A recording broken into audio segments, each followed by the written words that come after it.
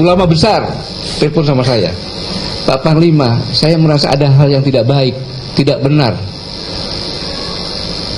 Loh, kemana apa, Bib? Kita perlu satukan bangsa kita ini. Kalau perlu sorban saya ganti sorban merah putih. Ada apa ini? Malam-malam saya dikagetkan dengan berita ini. Penganiayaan oknum TNI Kota terhadap Ketua FPI Habib Rizik. Saya cek anak buah saya nggak ada. Ternyata saya cek beritanya, intelijen saya cari dari mana asalnya. Ternyata beritanya dari Australia dan New Jersey, USA.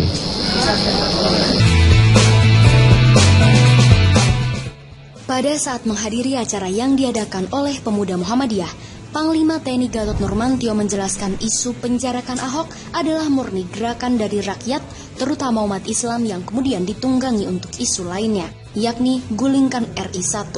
Gatot memastikan isu penggulingan RI1 ini adalah isu yang didesain oleh pihak luar agar Indonesia menjadi ricuh dan terpecah seperti di negara-negara Arab. Contoh, penjarakan Ahok bukan dari luar, itu nurani. Itu nurani umat Islam. Tapi begitu Ahok sudah dipenjarakan, masih lagi penjarakan pelindungnya, maksudnya kan presiden. Itu sudah dari luar. Kita ketawa, ya ketawa. Tapi itu pasti dari luar. Gatot menambahkan bahwa November lalu ada isu yang menghembus tentang penganiayaan oleh TNI kepada Habib Rizik.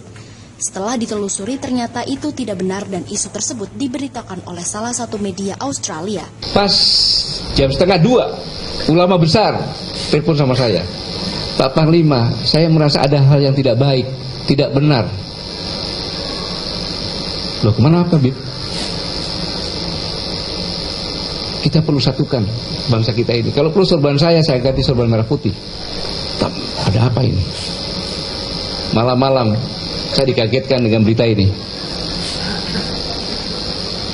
Penganiayaan oknum TNI Kota terhadap Ketua FPI Habib Rizik. Saya cek anak buah saya nggak ada.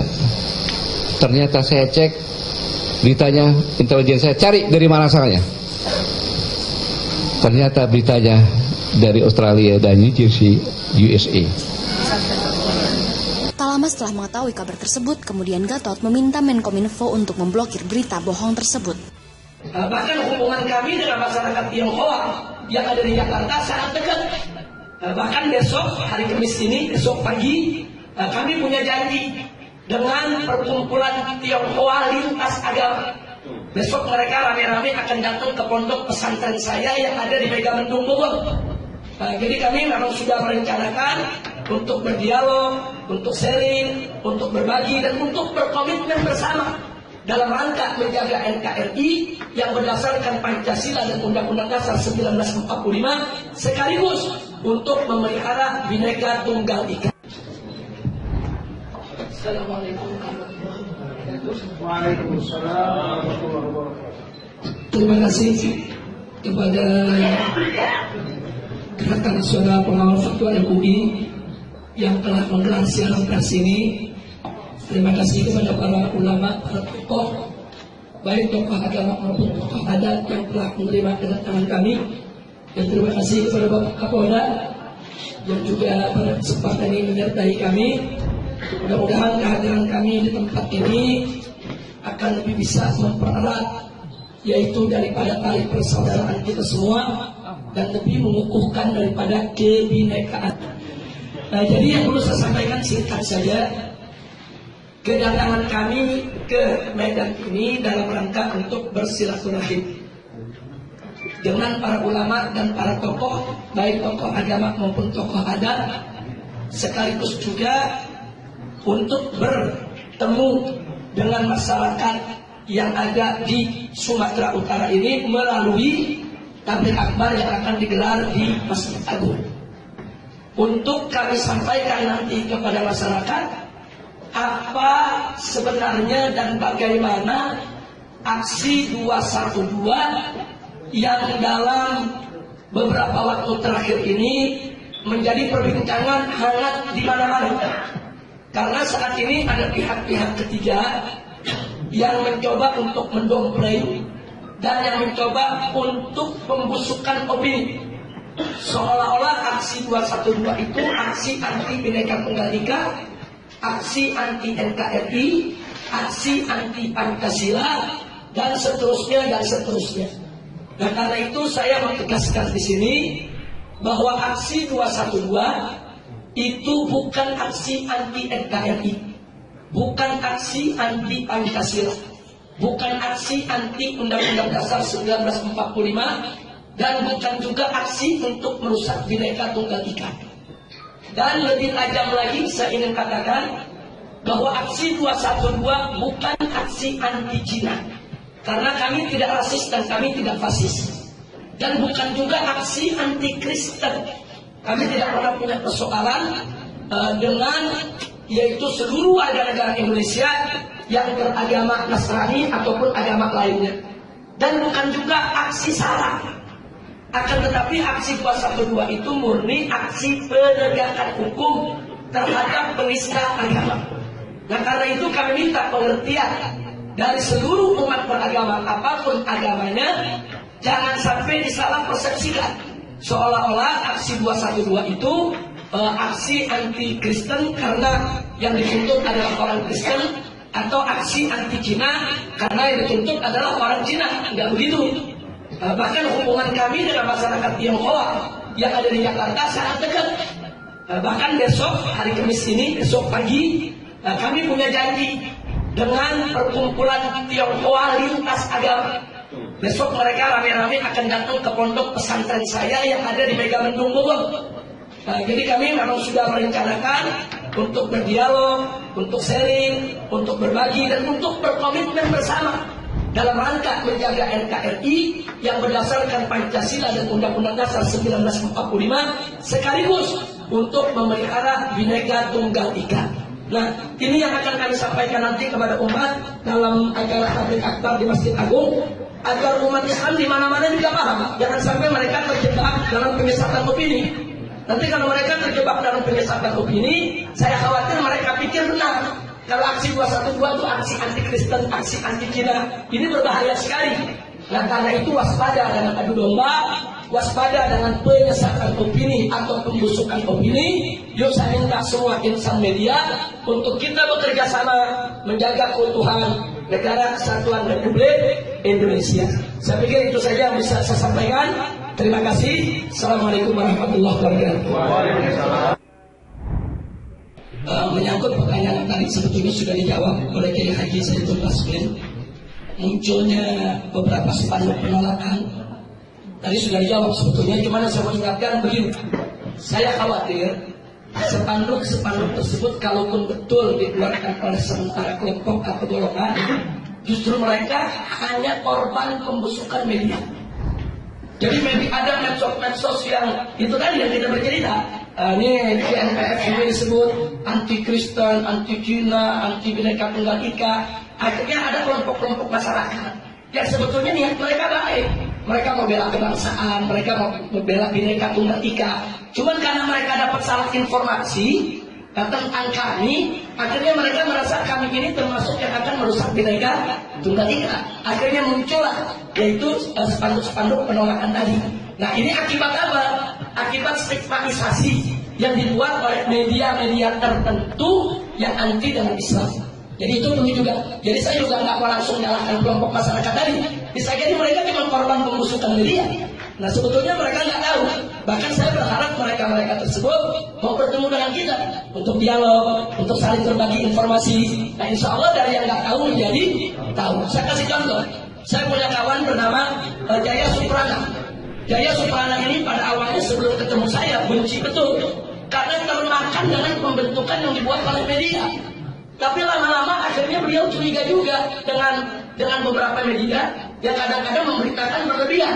Kemudian beliau memberanikan diri untuk berjumpa dengan saya. Begitu kita dialog 1-2 jam, semua pemikirannya berubah. Yang tadinya benci menjadi musuh saya, justru sekarang akhirnya menjadi kawan baik. Nah, karena itu sekali lagi saya katakan di sini dialog itu penting. Nah, dialog itu penting, komunikasi itu perlu dibuka untuk menghindarkan kesalahpahaman. Saya pikir itu. Jadi nggak usah juga kami hitam lagi ini kelompok mana kenapa begini. Udah selesai. Seperti yang dikatakan tadi oleh saya itu.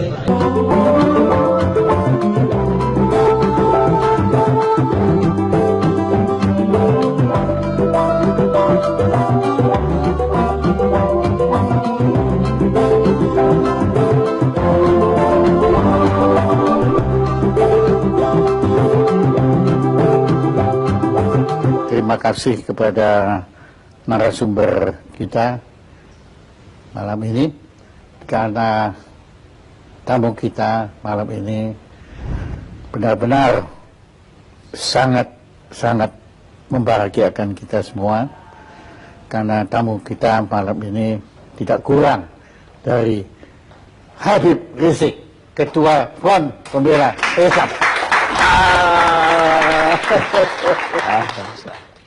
Sebelum kami mengundang Habib itu dan kami cerita kepada teman-teman kami, mereka semua terkagum-kagum.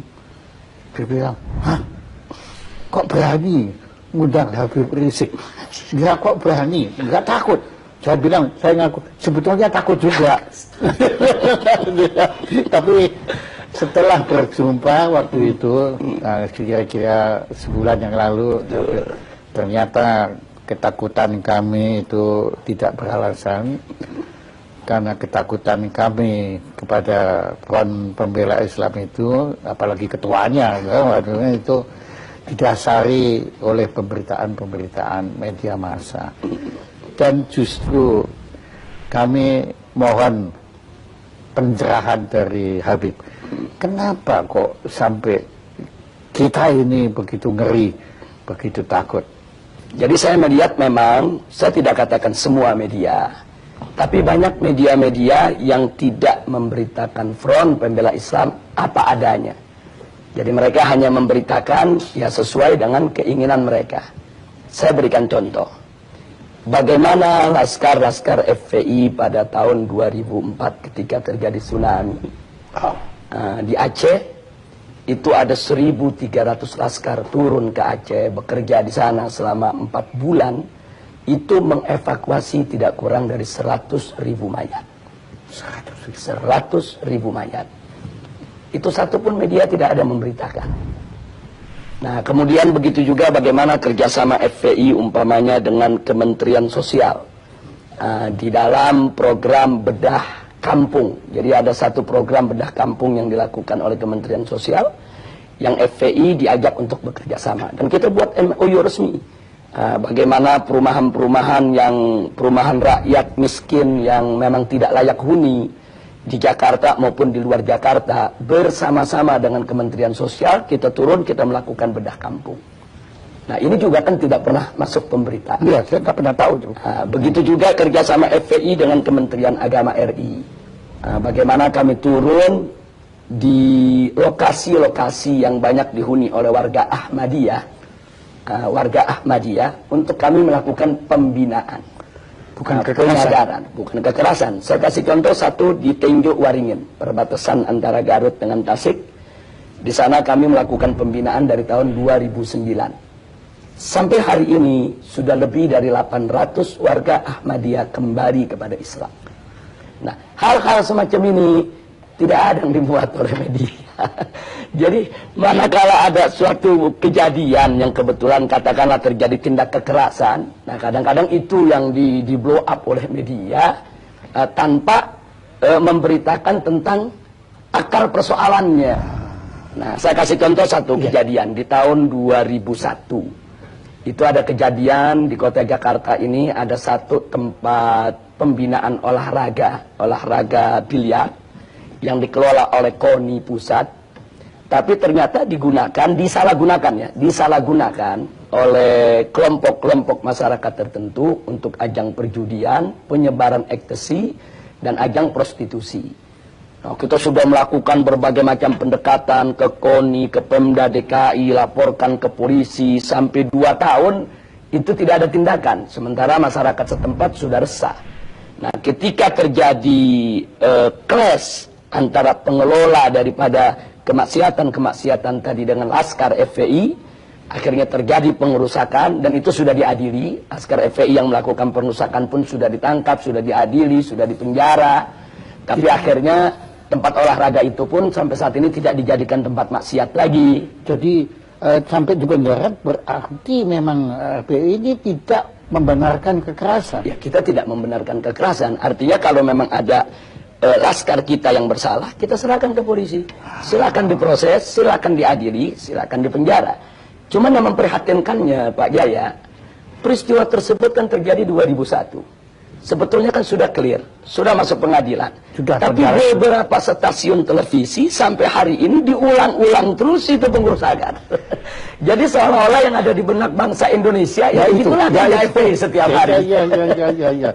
Dari segala pemberitaan yang sepihak itu, ya timbul juga kesan bahwa FPI ini sama sekali tidak punya toleransi beragama. Ya, itu kesannya. Ya. Nah, kemudian saya agak heran karena waktu saya berkunjung ke kediaman Habib, ternyata rumahnya Habib di sebelah gereja. Dan saya dengar pendetanya sendiri yang ngomong waktu itu bahwa gereja itu dilindungi oleh Habib.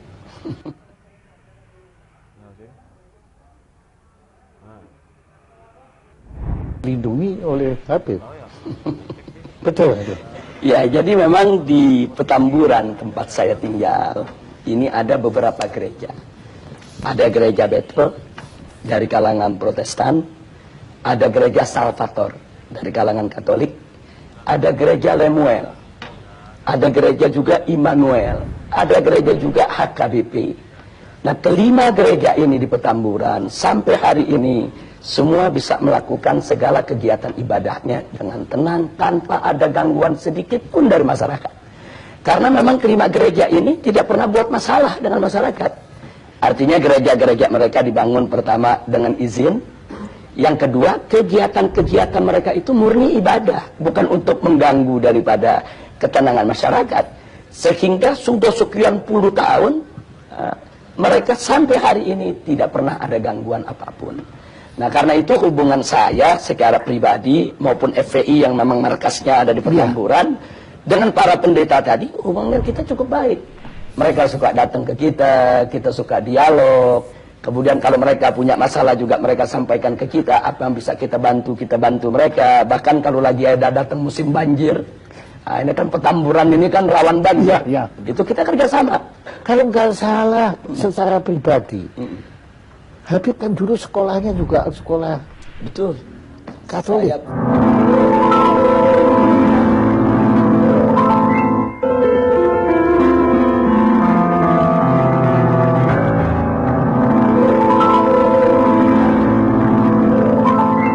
Saya di SD negeri di Petamburan dan waktu saya SMP Kristen Bethel. Memang tidak jauh dari rumah saya karena memang waktu itu kan saya lulus SD ini kan usia masih terlalu muda. Badan saya juga masih terlalu kecil. Orang tua kan khawatir kalau saya disekolahkan di tempat-tempat yang jauh. Walaupun ketika itu secara rayon saya mendapatkan SMP negeri 40 Pejompongan. Tapi karena orang tua khawatir, kata orang tua lebih baik sekolah yang di tetangga saja yang dekat. Dan itu Anda lakukan. Dan sebetulnya saya waktu itu sempat menyatakan juga, Ibu, kalau saya sekolah di situ apa nanti nggak khawatir? Ini kan sekolah lain agama. Nah, saya masih ingat betul, saya punya ibu ketika itu jawab, nggak usah khawatir, kamu kan ngaji, ada ustadz. Setiap siang kan kita ada pengajian, sore kan juga belajar sama ustadz-ustadz yang lain. Jadi dengan banyaknya ikut pengajian, nggak usah khawatir lah. Toh kamu belajar di situ kan belajar pengetahuan umum.